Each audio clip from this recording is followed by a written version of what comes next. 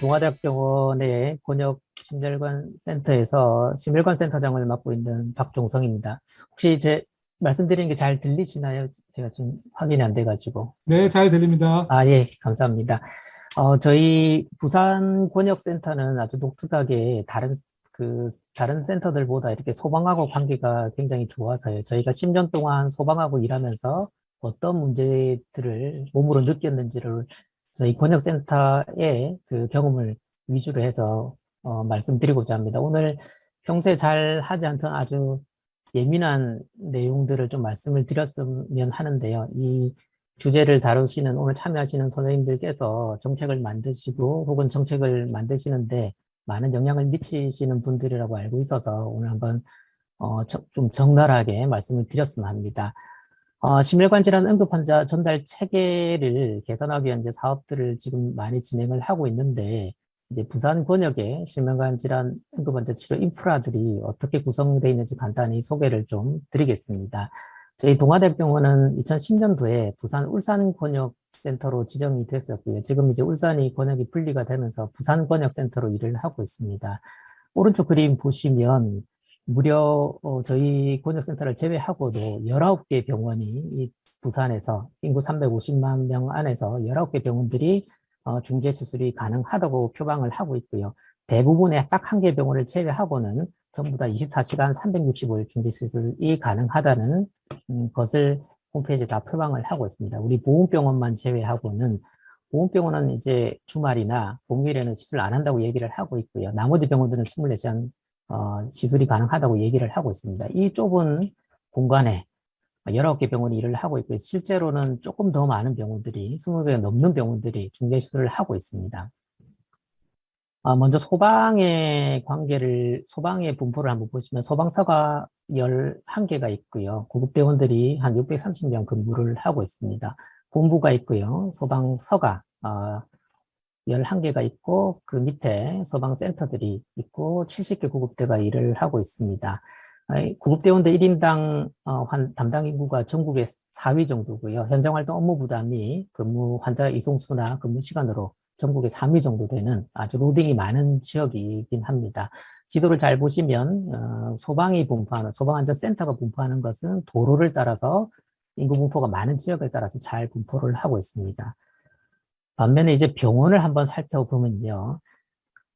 여기 흰색으로 표시한 네 개 병원들이 대학병원들입니다. 실제로 365일 24시간 중재 시술이 가능한 병원이 있고요. 부산권역 밖에 양산부산대가 위치를 하고 부산권역에서 다 소화를 못하는 사람은 양산까지 좀 빠지고 있습니다. 근데 중재 시술이 가능하다는 병원들이 이렇게 분포를 하는데 보훈병원은 이제 360일 가능한 병원은 아니고요. 근데 이 소방과 병원, 중재시설 가능한 병원의 위치를 분포를 살펴보면 아주 재미있는 현상을 볼 수 있습니다. 소방은 전 지역에 잘 분포를 하고 있는데 이 병원들은 구시가지 위주로, 인구 많은 지역 위주로 집중적으로 분포를 하고 있고요. 특히 360일 224시간 시술이 가능한 이 네 개 대학병원은 이렇게 아주 밀집돼서 분포를 하고 있습니다. 의료 자원 면에서는 굉장히 낭비인 것 같은데요. 구시가지 위주로 분포를 하고 있고요. 단 하나 이제 2차 병원 중에 해운대 백병원만이 이렇게 떨어져서 여기는 이제 스텝이 여러 분 계셔가지고 360일 24시간 중재 시술이 가능하게 되겠습니다. 나머지 병원들이 이제 아주 밀집돼서 분포를 하고 있고요. 이게 어쩔 수 없이 환자 수가 많아야 이 중재 시술 팀을 유지를 할 수 있기 때문에 규모의 경제가 돼야 되기 때문에 이런 분포가 이루어질 수밖에 없는 상황입니다. 그러나 이 기장이나 강서같이 인구가 많은 지역들이 여기는 병원이 있어야 되지만 실제로는 없는 상황이 계속되고 있고요.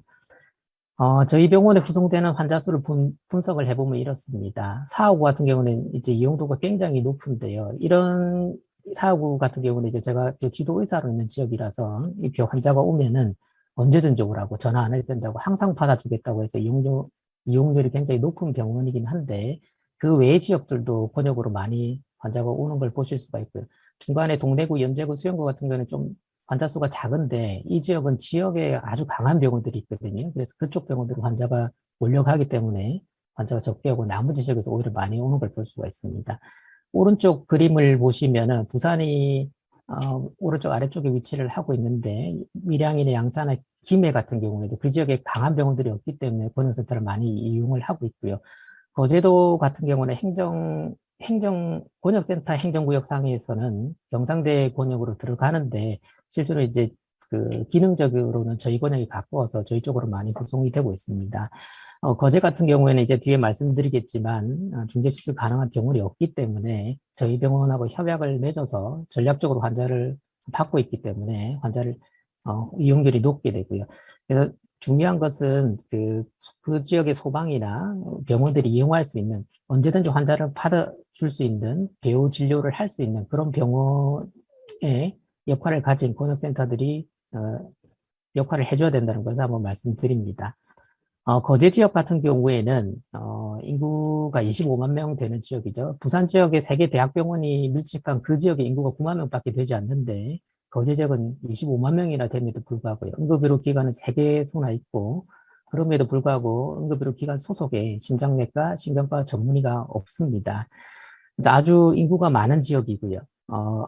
거기에 신경과 심장내과 의사가 있기는 한데 전부 다 개원가에 근무를 하고 계시고 실제로 큰 기관에 없으시기 때문에 응급환자들, 신경과 뇌졸중 환자나 심근경색 환자들이 부산 지역으로 구성을 해야 되는 부산 권역 안에서도 의료 불균형이 굉장히 심한데 의료자원의 인프라의 불균형이 심한데 부산 근교에 있는 지역들도 권역센터에서 커버를 해야 될 정도로 의료 자원의 인프라의 불균형이 심한 상태입니다.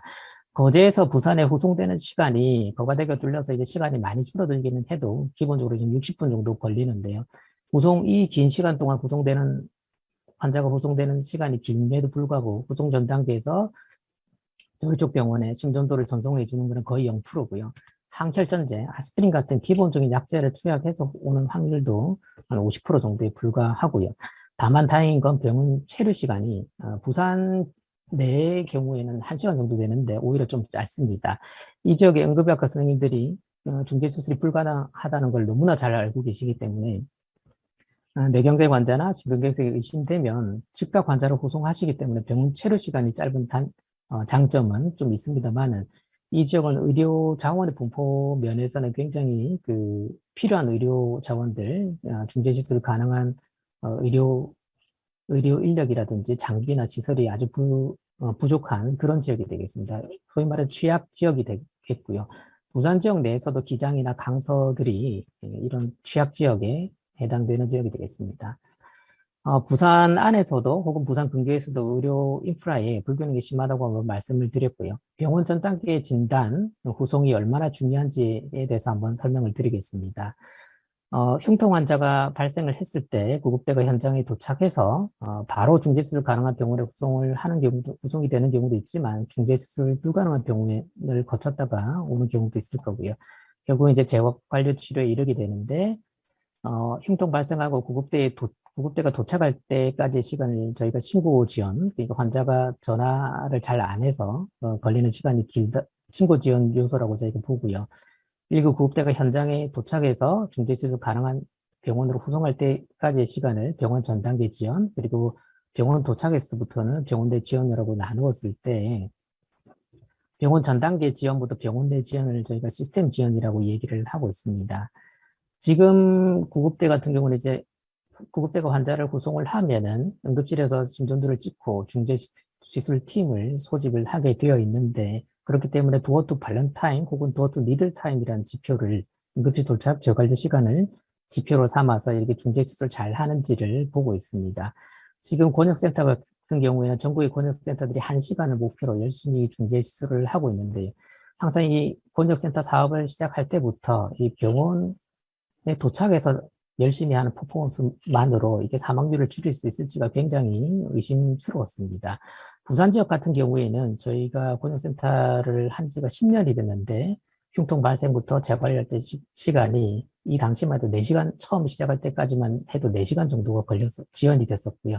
지금도 긴 시간이 소요가 되고 있습니다. 골든타임이 심혈관 질환은 2시간인데 병원에서 아무리 열심히 잘 해도 병원 전 단계에서 4시간을 허비하기 때문에 이 골든타임 2시간을 정말 달성할 수 있을까 굉장히 의심스러웠고요. 가장 중요한 원인은 구급대가 현장에 도착해서 중재수술 불가능한 병원으로 후송하는 경우가 굉장히 많았기 때문이라고 생각이 됩니다. 곤욕센터 사업을 시작하기 처음 초기에 70%였고요. 지금 10년이 지난 지금 시점에서도 50%는 중재수술이 불가능한 병원에서 전원이 되고 있습니다.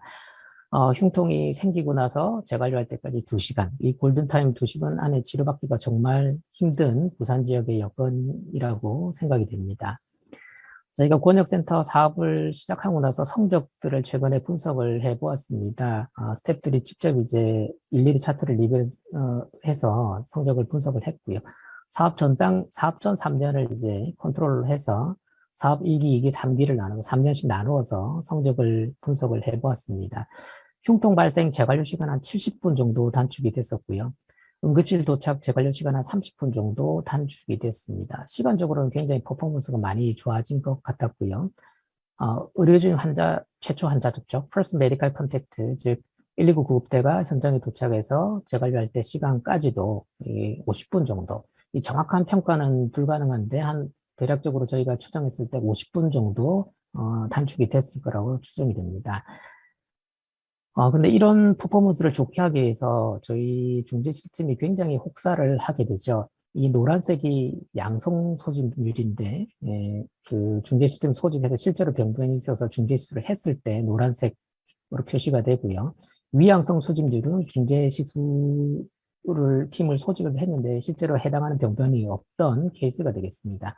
이 퍼센트로 보시면, 권역센터 사업을 하기 전에는 거의 0%였는데 지금은 거의 20%에 육박을 하고 있습니다. 그래서 중재실팀이 굉장히 많이 소집을 하고 있고요. 시간을 단축하기 위해서 프로스파이스 액티베이션이 증가함으로 이 피로도가 굉장히 누적이 되고 있습니다. 잘 아시겠지만 신경과랑 저희 심장내과 같은 경우는 이게 지원자가 굉장히 줄어들고 있는 하단이고요. 저희 병원 같은 경우는 이제 작년에 펠로우들이 3명이 지원을 했었는데, 한 1년 마치고 나니까 다 도망갔거든요. 어떤 사람은 내분비내과로 가고, 어떤 친구들은 중환자의학 갔는데, 순환기내과보다 중환자의학과가 더 편하다고 가서 저희가 정말 과장으로서 스트레스 많이 받고, 마음의 상처도 많이 받았습니다. 어떤 친구는 다른 병원의 순환기내과 스텝으로 갔는데, 이제 중재수술 안 하려고 이제 난인터벤션 쪽으로 이렇게 세부버리더라고요. 올해도 펠로 하나 있는데, 또 중환자로 간다 해서 마음의 상처를 많이 받고 있습니다. 이런 폴스 파지티브가 증가하는 게 이제 중재시술팀의 굉장히 많은 노력으로, 그러니까 정말 속된 말로 중재시술을 갈아서 넣는 프랙티스를 해야만 이런 도어드 벌룬 타임을 줄일 수 있는데, 저희가 이제 이런 중재시스템이 폴스 파지티브 액티베이션 증가하는 데 대해서 이 컴펜세이션을 해달라고 얘기를 많이 드리고는 있지만, 실제로 컴펜세이션을 수가가 개발돼서 되더라도 이게 사실 의료진한테 직접 오는 게 또 아니기 때문에 저희가 느끼는 거에는 체감하는 거에서는 굉장히 그 지원을 해주시더라도 느끼기에는 컴펜세이션이 항상 부족하다고. 그래서 심장내과 스태프들이 어디 여러 교수님들 만날 때마다 너무 지원 안 해준다고 이런 얘기를 자꾸 컴플레인을 하게 되는 것 같습니다. 사업 1년째까지 이제 중재수술을 하고 나서 그 1년째까지 그 환자 성적을 추적 관찰하는 게 이제 권역센터 사업의 취지이기 때문에 사업 성적을 1년째를 분석을 해봤었습니다. 맨 아래쪽에 회색이 사업 대조군이고요. 사업 1기가 이제 초록색인데 사업 후반부로 갈수록 사망률이 점점 증가하시는 것을 볼 수가 있습니다. 사망률이 증가하는 것은 이제 저희가 중환자를 많이 받아서 중증 환자를 커버를 하는 그 권역센터의 고유 역할이기 때문에 어쩔 수 없는 저희가 감수해야 될 내용이기는 함에도 불구하고요. 아까 말씀드렸듯이 너무 로딩이 증가하는 문제들이 있고요. 특히 3기 들어서는 이 구급대원들이 이제 다른 병원들이 수용을 잘 안 해주는 중증 환자들을 집중적으로 후송을 하게 되면서 이게 에크모를 돌리든지 뭐 이렇게 정말 힘든 환자들이 많이 오고 있습니다. 어쩔 수 없이 사망률이 증가를 하게 되는데 그럼에도 불구하고 저희가 1년에 예산을 10억씩 받아서 집행을 하고 있는 권역센터임에도 불구하고 10년 동안 사업을 했는데 사망률이 줄지 않은 건 정말 권역센터에 속한 스텝으로서 가슴 아프게 생각하고요. 왜 사망률이 정말 줄지 않았는지 예산을 10억씩 받아서 10년을 썼는데 100억을 썼는데 왜 사망률을 줄이지 못했을까? 이런 저희 프랙티스를 한번 되돌아보게 됩니다.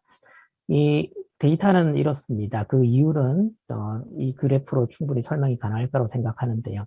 응급실 도착 재관료 시간은 대조군에 비해서 많이 줄었습니다. 60분 달성하는 정말 기술적으로 최대치의 치료를 받는 사람들은 80%까지 도달을 했었고요. 사업 전개를 너무 중환자가 많이 오니까 사전 준비하는 시간이 많이 길어져서 오히려 떨어졌습니다만은 그래도 90분은 거의 100%를 달성을 하고 있습니다. 네, 잘 보시면 흉통 발생 재관료 시간, 심혈관 질환 환자들이 골든타임을 유지하는 환자의 비율 120분, 이 골든타임을 유지하는 환자들의 비율은 정말 낮습니다. 대조군 5%에 비하면 낮지만 사업이 1기, 2기, 3기가 진행되더라도 25%밖에 안 되거든요.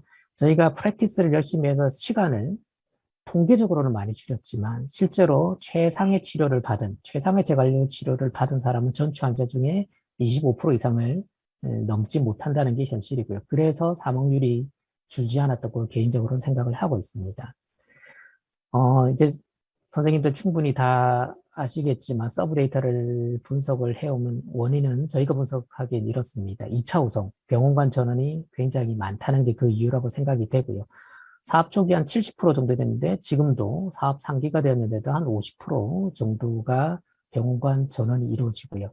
오른쪽 그래프에 보시면 병원 간 전원 이루어진 환자군과 119 구급대가 바로 환자를 분석한 군이 한 110분 정도가 차이가 납니다. 저희 부산권역은 호송 시간 굉장히 짧고요. 도심 지역이라서 기껏해 한 20분 정도 걸리는데 뭐 많이 잡아서 30분 정도를 빼더라도 1시간 넘는 시간이 저쪽 중개시설이 안 되는 병원에서 빠져나올 때까지 걸리는 시간이라고 말씀을 드릴 수가 있습니다. 도어인, 도어 타임이 1시간을 넘고 있고요. 이 도어인, 도어 타임을 줄이는 정책이 시행되지 않고서는 사망률을 정말 줄이기 어렵다고 말씀드리겠습니다. 저희가 병원 전 단계 진단 후송 사업을 한번 진행을 한 적이 있습니다. 시범 사업을 했었고요. 병원 전 단계에서 심전도를 찍어서 사전 진단을 해서 중재시술 가능한 병원으로 환자를 후송하는 시스템이 부산에서 구동이 가능할까? 이런 의문으로 사업을 진행을 했었고요.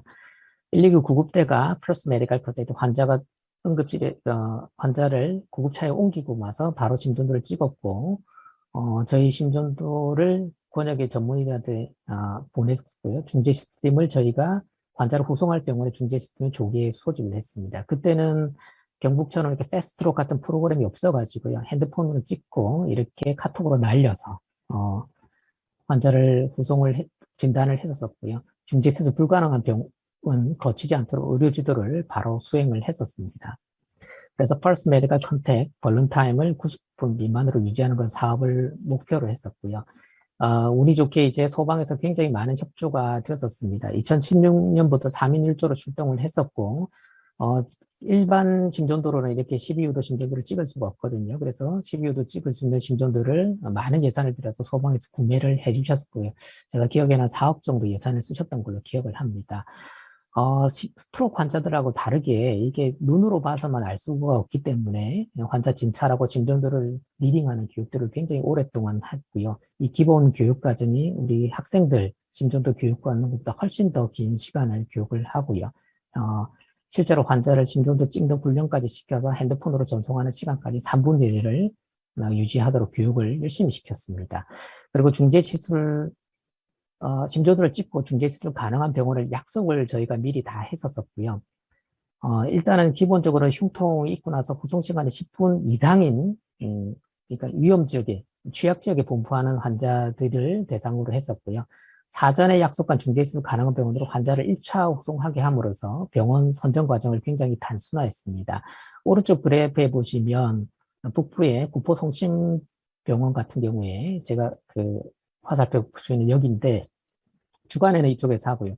야간 같은 경우는 저희 병원에서 백업을 하는 그런 프로토콜을 적용을 했을 거예요. 밑에 보시면 부산백병원 동의의료원 같이 동시에 가는 소방 센터도 있었습니다. 근데 소방대원들이 지금도 이 사업을 굉장히 그리워하는 것이요.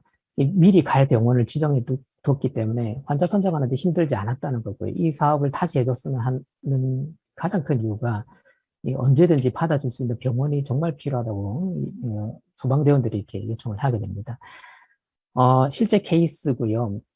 구급대원의 환자 접촉을 20분에 하고 31분에 이렇게 카톡으로 심전도를 전송을 했습니다. 전화 받고 제가 사업에 참여하는 병원이 있기 때문에 후송될 병원에 의료진에게 말씀드려서 환자 갈 겁니다. 중재시설 와주세요. 이렇게 부탁을 드렸는데 정작 환자하니까 그쪽에 과장님이 안 계셨는지 뭐 어떻게 어떤 상황인지 음주를 한 잔 하셨는지 모르겠는데 시술이 불가능하다고 대답을 하셨습니다. 그래서 그 환자를 내리지 않은 상태에서 저희 쪽에 바로 연락이 왔었고요. 그래서 바로 저희 쪽에 환자를 중재 시스템 소집하고 대기를 했었습니다. 환자가 병원을 돌아서 왔기 때문에 올 때 카드제는 취약이었는데 굉장히 안 좋았는데 미리 연락을 받았기 때문에 중재 시스템이 대기를 해서 빨리 재가류를 할 수가 있었고요. 도어 투 발렌타임은 42분, 기술적인 한계 시간이고요. 병원을 들러서 왔음에도 불구하고 퍼스트 메디컬 컨택트 발렌 타임은 75분을 확보를 할 수가 있었습니다. 병원 전 단계 사업을 하면서요. 퍼스트 메디컬 컨택트 발렌 타임은 11분, 도어 투 발렌 타임 8분. 시간적으로는 크게 의미 있는 시간이 아닐 수도 있습니다. 통계적으로 뭐 의미 있다고 볼 수밖에 없는 시간일 수도 있는데요. 그러나 또 다른 장점이 있습니다. 이 기간 동안에 중재 시술을 위해서 병원 간 전원이 이루어졌던 사례가 이 사업에 참여한 병원들 사이에서는 3건에 불과합니다. 평소에는 굉장히 높았거든요. 이 사업 중재술 병원 전 단계 진단 6개월 사업하는 동안 흉통 환자 심전도 전송 시간 사건은 286건이었고요. 그러나 그럼에도 불구하고 실제로 ST 분자 상승 심근경색이 의심되는 것은 39건 14%에 불과합니다. 그래서 모든 환자를 중재수술 가능한 병원에 몰아주면은 중재수술 하는 병원들이 세츄레이션이 돼서 환자를 못 받는 상황이 생길 수도 있기 때문에 무작정 환자를 다 몰아주는 전략은 조금 위험할 수도 있겠습니다. 리모델링을 위한 과제를 제안을 네, 드리겠습니다. 시간이 조금 지나서 좀 네, 속도를 조금 더 내주시길 부탁드리겠습니다. 네네네. 이송 환자 선정 지침이 마련이 돼 있고요. 일단 기본적으로는 재관리 치료 가능한 병원으로 구성을 하라고 소방 지침이 바뀌는 바람에 중재 시술을 받는 대형 병원들이 쏠림 현상들이 굉장히 심해지고 있습니다. 이 환자들이 코비드-19 환자 받는 주 병원들이거든요. 그래서 요즘에 환자 수용이 정말 어려지고 있고요. 그럼에도 불구하고 환자가 요구하는 경우에 중지술 불가능한 병원에 환자를 구성하는 사례들이 생길 수밖에 없습니다. 그리고 저희가 심전도를 찍는 것 자체가 지금 공식적으로는 불법으로 되어 있죠. 특별구급대가 집요도 심전도 찍는 게 이제 특별히 교육을 받아야만 이제 그 합법적인 범위로 들어갈 수가 있겠고요. 여러 가지 업무법의 확대를 위한 발의가 되어 있는데 지금 전부 다 계류 상태에 있는 걸로 알고 있습니다. 병원 전 단계에 심전도 환자 진단 체계 없이는 사망률 개선은 요원할 거로 보이고요. 소수의 상급종합병원에 심연성 환자를 모두 구성하면 저희가 환자를 감당할 수 있기 때문에 적절한 환자 구성 배분이 필요할 거로 생각합니다. 구급대뿐만 아니라 중지수술 불가능한 병원에 실제로 환자가 많이 가고 있기 때문에 그런 병원들도 참여를 시켜야 할 거로 생각이 되고요. 중재시술 가능한 병원을 약속해서 구성을 하는 게 필요하다고 생각합니다. CBO도 심전도를 찍어서 병원 전 단계 사업하는 게 정확히 진단해서 구성하는 게 굉장히 중요한데 그렇지 않은 경우에는 병원에 도착해서라도 병원 전 단계 심전도를 찍어서 시행하는 게 필요하다고 말씀을 드립니다. 중재시술 가능하다고 표방하는 병원은 굉장히 많은데 불가능한 경우가 굉장히 많이 있습니다. 저희가 이걸 파악할 수가 없거든요. 구급대가 의료진이 이직했는지 휴가 학회인지 알 수가 없기 때문에 이런 것들을 모니터링할 수 있는 어느 정도의 강제권을 가지고 있는 그 행정적인 그 모니터링이 필요할 거로 생각을 하게 되고요. 또 저희는 이거 참 예민한 문제이긴 한데 신경과나 심장내과 의사들은 환자를 오라고 하는데 응급학과 선생님들은 오는 걸 정말 싫어하시죠. 그래서 이런 현실적인 문제들이 있기 때문에 이런 것들을 해결해야 정말 병원 전 단계 사업들이 제대로 구동을 할 거라고 생각을 합니다. 경청해 주셔서 감사합니다.